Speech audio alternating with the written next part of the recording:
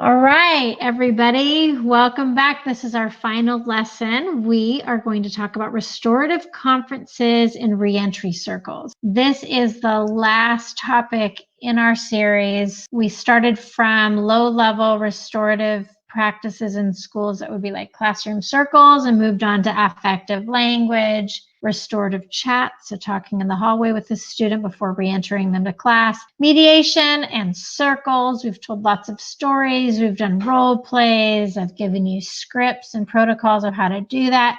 And now tonight is our last topic, restorative conferences or a re-entry meeting, circle, conference. So all of these start with less intense to more intense. They take not much planning to run a classroom circle. To run a conference could be a lot of planning. I've heard of conferences taking like 6 months to plan, like in the justice arena, criminal justice area, not in a school. So they can be really intense. May not be anything you do in your career, but it might be. So tonight is actually just an introduction. You can actually have, I think it's a 2-day training from the International Institute on Restorative Practices, the IIRP. They do just a 2 days on conferencing.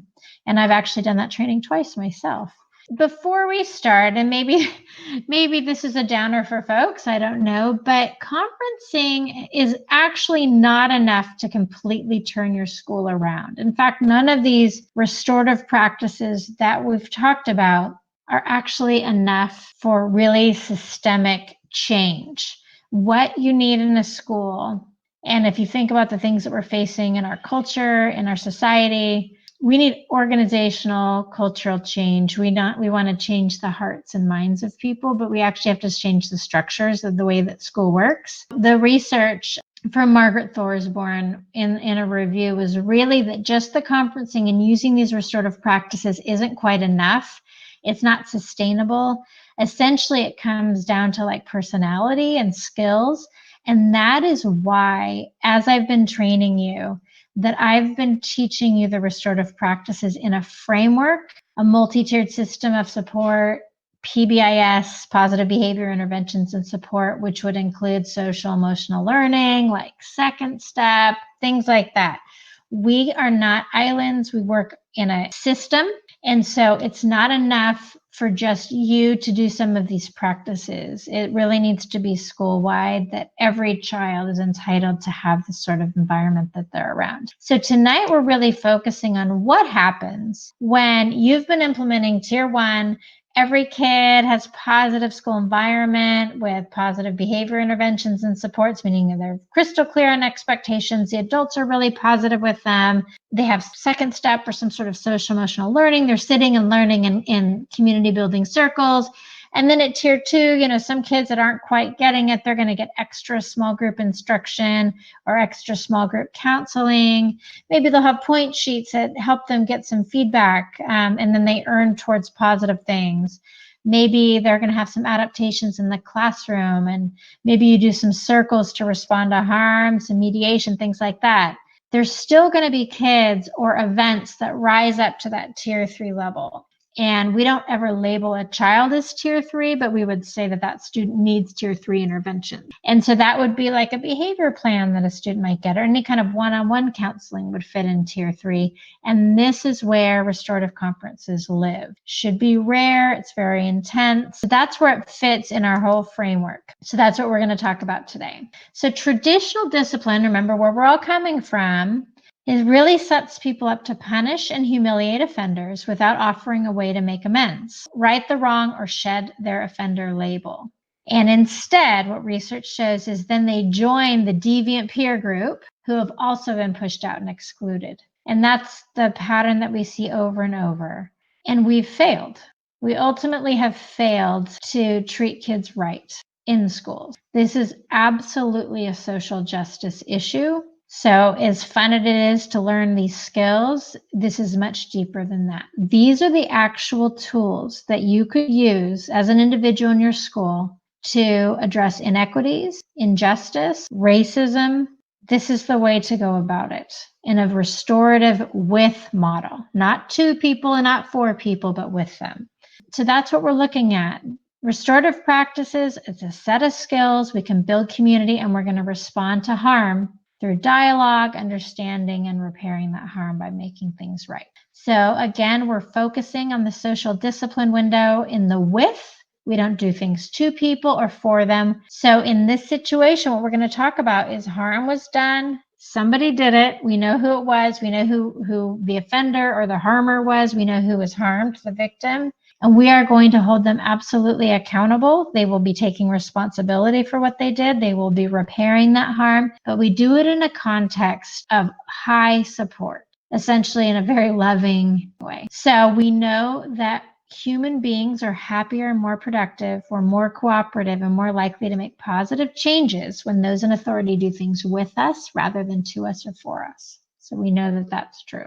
What is restorative conferencing? So here's how the story goes. This is what I've read.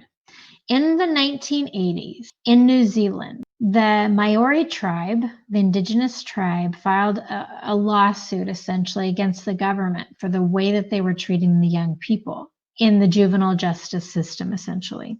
And they said, the way you guys do this is not okay. This does not align with the way our culture runs. When there's a problem in our culture, we sit in a circle in our tribe and we work it out like this. And they listed the restorative questions. Basically, we asked the person that did the harm what happened, and who was impacted, and how do we repair the harm.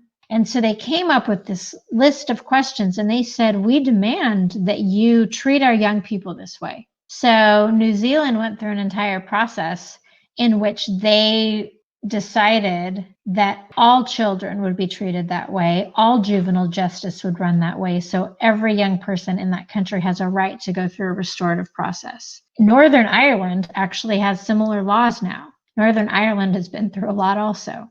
What happened then was this police officer from Australia somehow came across what was going on in New Zealand, and his name is Terry O'Connell. And he learned about the questions, and he developed essentially a script. Like, he wrote it down, and he said, well, let me borrow that. I want to try it. And he started to train people. And then he started to go and travel and speak. And Terry O'Connell was at a conference sharing what he did, and Ted Wachtel heard him. And Ted, at the same time in America, in Pennsylvania, was running these schools for kids and was very interested in the topic. He and Terry worked together. They set up the International Institute of Restorative Practices. Ted is the guy that came up with social discipline window and a lot of the things that we've been sharing. And Terry came up with the questions. Basically, what you're learning now, the Restorative Conference, is how all of this started. And what people have done is they've taken the questions out of the official conference and they've just pulled the questions out, and now we use them in different contexts. We're using them informally outside of a classroom door, and we call it a chat. We're using it in a mediation when we have two kids that are kind of not getting along and there's been some harm on both sides. We're using it in circles in really different ways. But the actual conference itself is a very strict script that you would follow. So you have a 2-day training because it's an intense situation, but really you literally read it. So it's not as intimidating as it sounds. And it's like magic. It really absolutely works. They have had success bringing together murderers with the victims' families, and there's been resolution. If we think about our children in schools, this is absolutely what we can be doing. There's no crime that's too far out there as long as people are willing. Remember these questions? These are the questions that Terry O'Connell brought over. They called it real justice at the time. That's what they coined it. These are the questions that the Maori tribe was asking to the person who was doing the harm. And then these were the questions that they were asking the person that was harmed. And all of us, our ancestors, sat around fires in the middle of the fire in tribal settings, and we worked out problems. Human beings were created to be in relationship with each other and not to be allowed to just walk away. And to be excluded from that community meant death. And so that's why our students have this reaction when we send them out of the classroom or send them out of our community. It's an equivalent of like being hit or struck. It's incredibly traumatic for them. So that's where it came from. I find it really interesting that just a few people can change the world in this way, in such a powerful way. So what is a conference? It's structured, a very structured circle. It's some sort of significant harm at your school. And the difference between what we talked about last week with circles is that you know absolutely who did the harm. There's no question about that. And you absolutely know who was harmed, who's the victim. And then you bring in supporters for those people. And we're only talking about the harm in that circle. So we're not talking about broader school issues or things like that. So you're just resolving that topic. You would do it following any kind of serious harm. You do it when you have an identified harmer, clear victims or those harmed. You only do it if the person that did the harm accepts full responsibility without rationalization, without making excuses, and you get them there with your prep work. And you can also do it when someone's returning from being suspended or incarcerated. So that would be when you would do that. So the reason why we do it is we know that all of these negative emotions, generally it's a lot of shame that we have when we do something wrong, but they can be diminished when we share it. In fact, pretty much any negative emotion, just the act of saying it out loud diminishes that feeling. That's why we have therapists, right? And that's why you have your best friend. Sometimes you just need to say it.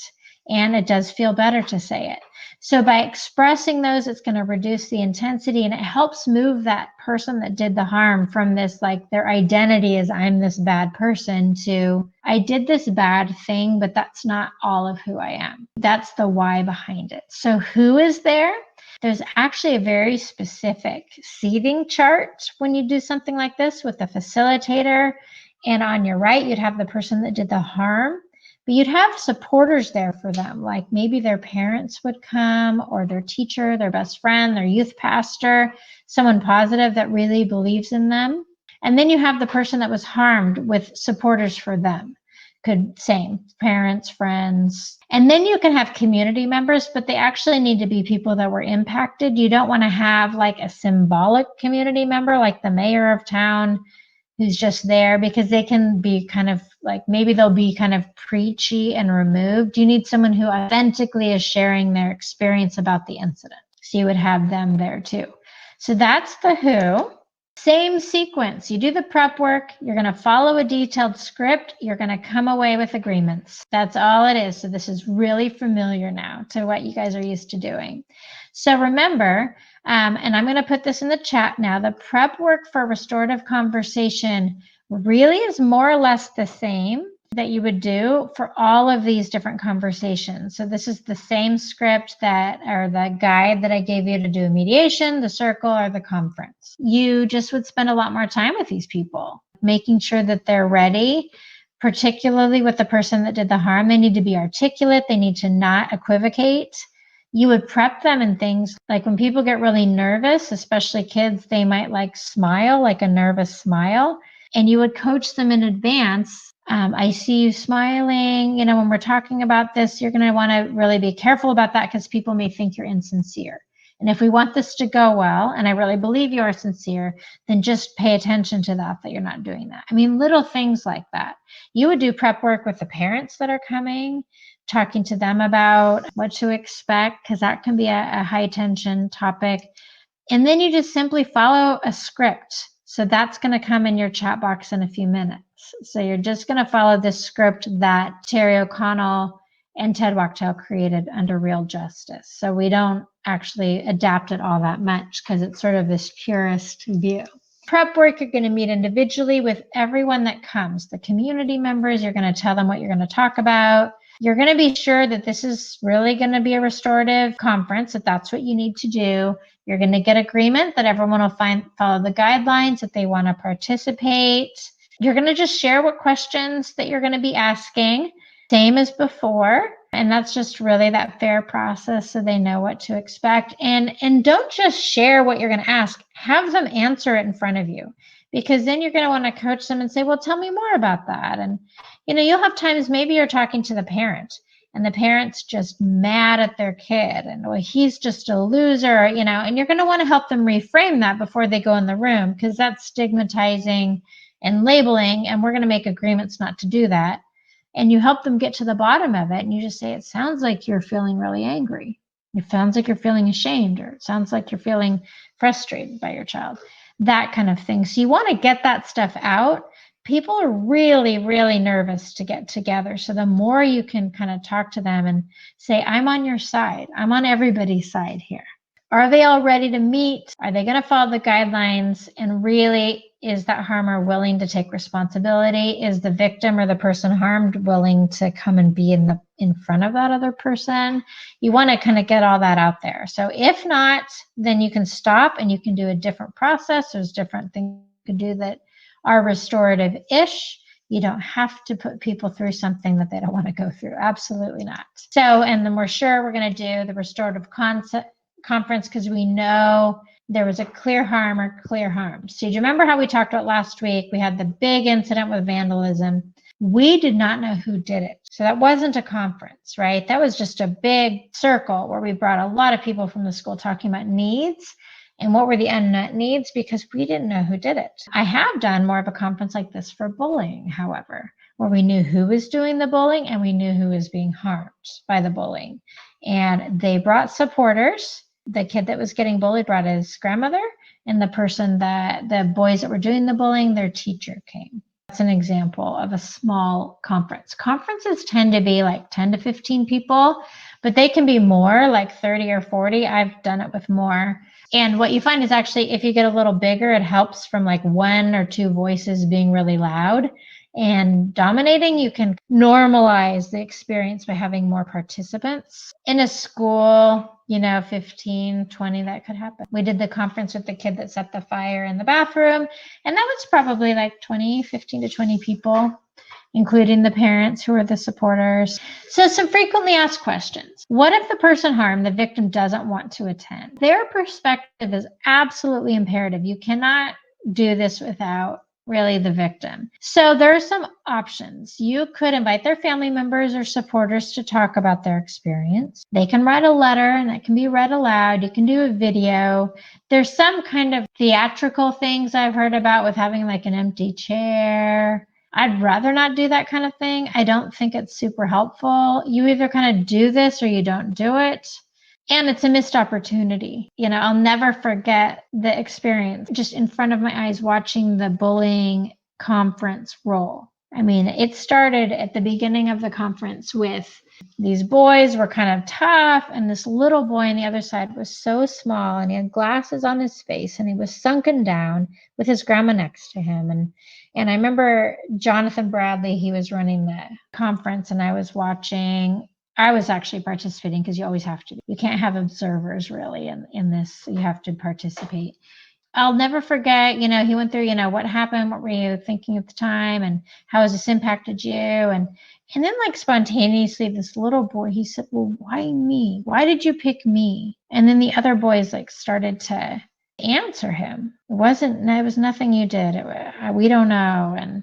And then as we got down into and asking the other boys, then things came out about, well, one of them was like, every time the teacher emails my dad, and then he starts crying and shaking. Obviously something intense happens at home every time he was getting a bad report from school. And, you could tell even his parents weren't there, but the parent, the grandmother, the other one was there. And we just went through this process. And as this little boy that was being bullied began to participate in this meeting, he sat up straighter and straighter. And at a certain point, he pushes his glasses up on his nose, leans in, and starts talking to them like as an equal. And it was incredible. By the end of the conference, we had agreements made that the boys that were doing the bullying were going to go and tell all of their friends to lay off. The grandmother of the boy getting bullied at one point shared that, he comes to the car, he's shaking and crying every day after school, like what that experience was like for her. She was tearful. I mean, the whole thing was horrible. You're just like sick to your stomach watching. And this was fifth grade, by the way, fifth grade boys. And the school principal was part of the conference. And so one of the reparations by the end was that the boys said, we will walk him to the car and we'll do a check-in with you, Grandma, to make sure he had a good day. And it was amazing. And I went and followed these boys in sixth grade. They moved up to middle school. We called them all in. We checked how they were doing. We had the school counselors there did it, and they checked on every one of the kids. And the kid that had been being bullied was no longer a victim. This was an absolutely transformative experience for him. And of the 2 boys, one of them was actually continuing to have issues behaviorally, also with the way he was treating people. But one of them wasn't. Not necessarily fixing all of the problems in the world. There were definitely bigger issues for him. But it was amazing to see that this one student that was getting bullied was no longer a victim anymore. He had basically faced this scary situation and was able to sit up, push his glasses up and lean in. What if when you're preparing people, the kid that did the harm has a terrible attitude and you're worried? If they accept responsibility, they know they did it, but they're blustering with you, you can coach them in, hey, people may read this way. I don't think that. But the thing is, you can't assume. You don't actually know how they're going to act in the circle. And the best thing to do is just tell the person that was harmed, say, look, he's willing to come. This is what his attitude is like. Do you still want to meet? And often the person harmed's like, yeah, I want to have an opportunity to say what I need to say to him. Oftentimes they turn it around. When they're in the circle, they let that bravado go. Their parents are there, other people are there, and they calm down. That can really help. Sometimes just that process of being together is very healing. And we've also had situations where just doing all this prep work ends up being enough. And people are like, we don't need to have a conference. Role of parents. Sometimes that is touchy. People are afraid to involve parents because it can be really unpredictable. And indeed it is, unless they're properly prepared. You need to meet with them in advance, talk to them about the way that they're going to be expressing their emotions, that they're not going to name call or put their kid down. And on the other flip side, they're not going to be attacking the other parents, the other kid. That's not what's going to be happening. We're mainly talking about how this incident impacted us. So we start with the person that did the harm. That student speaks first. And when, as a parent, you're sitting there and you hear your kid kind of admit to what they did and to share it, you're just not as defensive. Then you feel ashamed. Then you feel mad. I mean, I don't know if you've ever had that experience where you have the kid call home in front of you and say what happened or what they did. That's sometimes the best way with a really defensive parent. To hear it from their own child tends to help. That's a trick to help parents know their role. So I'm going to share with you the Restorative Conference script. I don't expect that you would know exactly what to do with that, but I want you to have the tool and know that there is more training available if you would like to be able to do this. But typically these kind of situations tend to be the ones that you call someone in, either from your school district that's a trainer, or people would bring out consultants, coaches that can come and do that. Like I shared, we brought out Jonathan Bradley at the time. He's in Pittsburgh, California. But you can invite people that you know, or me, to come run these tough circles, these tough conferences that you're not ready to do. But at least you know what they are. Seating is important. When you do things like this, you bring in the people harmed, the victims and their supporters first. And then you bring in the person that did the harm. You set them kind of across from each other, so that all matters. Your role is going to be there for everyone. You want everyone to win. And in fact, research shows after that there's a 90% satisfaction rate when they've asked people, how did you feel about the restorative conference? Interestingly, do you know what the satisfaction rate is of traditional criminal justice? 10%. People feel like their needs were not met in that process. And it's also very long and drawn out. So your job as a facilitator, you're hosting people and you're being as invisible as possible. People should barely remember you. You literally are going to be reading from the script. And if they start talking to you, and I shared this with you, like when you do regular classroom circles, if you find that the students are looking and talking to you or the parents, just look at who they should be talking to. If it's the harmer, they should be talking to the victim. Start looking at the victim. Or read your script and look down. You don't want to be central to this because it's their issue to work out. And then your job is to, prepare everyone and type up the plan. And then you do want to have food. So at the end of your conference, just like a circle, you would have some sort of celebration. And that's really important because it needs to normalize that, hey, we can all interact together in the real world, but it's in a very sheltered, safe place because we just finished. We're still feeling really good. We feel successful that we did this. And so then they eat some popcorn together or a cookie or something like that. And they say a few words. Sometimes they'll shake hands. Some people will cry and hug, but it's a beautiful thing. So that is really important that you would, while they're eating their cookie, you're going to type up the plan and then you have everybody sign it. And at a school, you would make sure that there's different people that would be in charge of following up. And it shouldn't be necessarily you. It should be people that work at the school. If you're not a school person, that's not something you would take on. So you need to, it could be the parents, different people are going to do different follow-up pieces. Couple things. When you do a conference, and I think probably any of these, we've talked about this in the restorative chat. Why do you have the person that did the harm go first? Well, first of all, you don't want to put the victim they feel like on the spot. The person that's harmed, they don't want to start. It also kind of lessens the moral indignation of other people. They're so mad when they walk in at the harm that happened. They're mad at that person. And also they tend to have this preconception that that person's not sorry for what they did, that they're a jerk, that there's nothing possibly good about them in any way.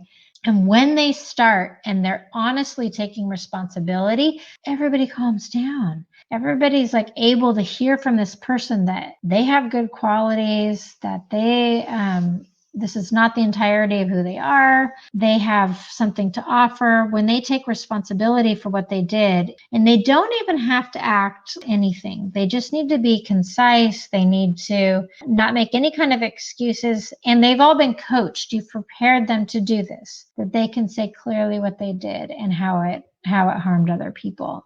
And that, of course, is going to avoid that defensiveness from their own parents and their own supporters if they hear in their own child's words what they did. Okay, what victims need, according to research, there's actually a field of study called victimology. And these are the things that someone who's harmed needs. And think about what you need when you've been harmed and see if this resonates with you. They need to express how they feel. So this is regardless of restorative practices. This is just in general, people that are harmed. Express how they feel. They need acknowledgement from people around them of what happened. Think about when you've lost someone you loved and no one says anything. They're like, oh, I don't want to open up a can of worms. I don't want to make you feel bad. And you're like, I'm grieving. I always feel bad. Tell me you remember my dad, right? They just want to know that you know. Assurance that what happened was unfair and undeserved. So when that boy leaned across the table and said, why me? Why did you pick me? That's what he was needing to know. It was undeserved. There's nothing wrong with you. They need direct contact with the offender to see them and hear them express shame and remorse. And they need to be able to ask questions of that person.